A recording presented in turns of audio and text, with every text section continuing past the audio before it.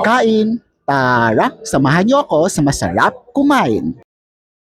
For today's food destination, pupunta tayo sa isang tapsilugan at parisan. At dito lang yan sa Makati. Let's go to Emily and Pares. Emily and Pares is located in TNL Food Hub sa Pote Street, corner Montojo, Makati City. Very pang-umagahan ang order natin ngayon. We have tocino, sinangag, and itlog at beef pares. Close to alfresco dining ang setup nila. Merong malakas na ceiling fan at mahangin naman. Kagaya mo. Ito ang menu nila. Price point between 150 up to 250 pesos. Estimated cooking time between 5 to 10 minutes. Let's eat! Thank you Lord sa lahat ng blessings. What I'm eating right now is their tosilog, tocino, sinangag, and itlog. For their tocino, what I can say is that masarap siya.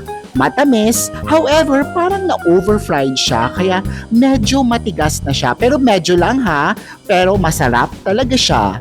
Next, yung bago kong paborito is yung sinangag nila or yung garlic rice nila.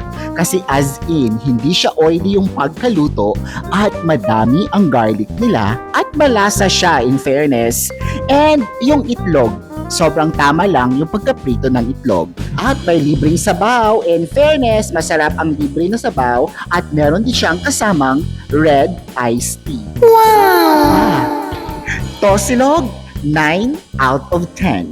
In fairness, yung red tea nila na kasama sa tosilog is may kahawig na lasa. Parang similar yung taste niya sa Wendy's na red tea. Sa mga puntong ito, bundat na ako and I didn't realize na yung beef pares nila ay may kasama ding garlic rice.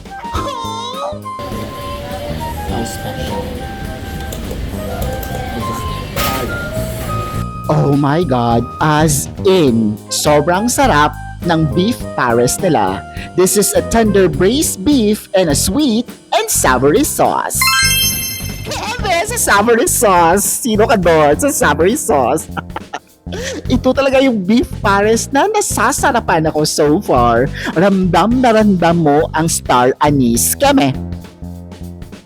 Sa halagang 159 pesos, beef na beef na beef na beef ang beef pares nila. Yeah! As a masiba na person, naubos ko din ang rice nila.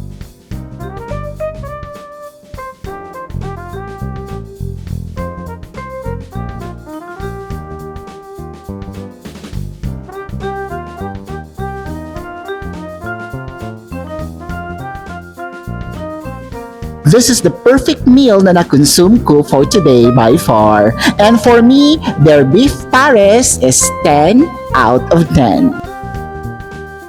So kung tatanungin niyo ako kung kakain ako ulit dito, the answer is yes.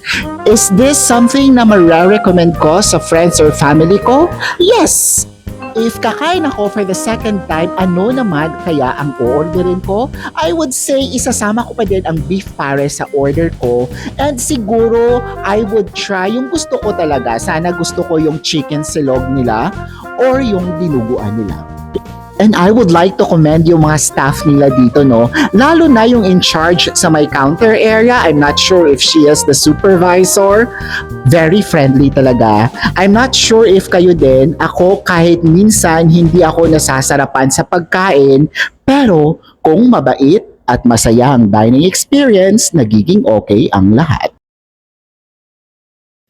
A must try. I'm so thankful na nakapunta ako dito. Ayan, napakook pa.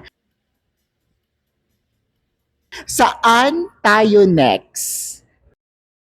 Tara, samahan niyo ako sa masarap kumain. This is you, Will. Thank you so much for watching and I will see you on my next vlog. Bye!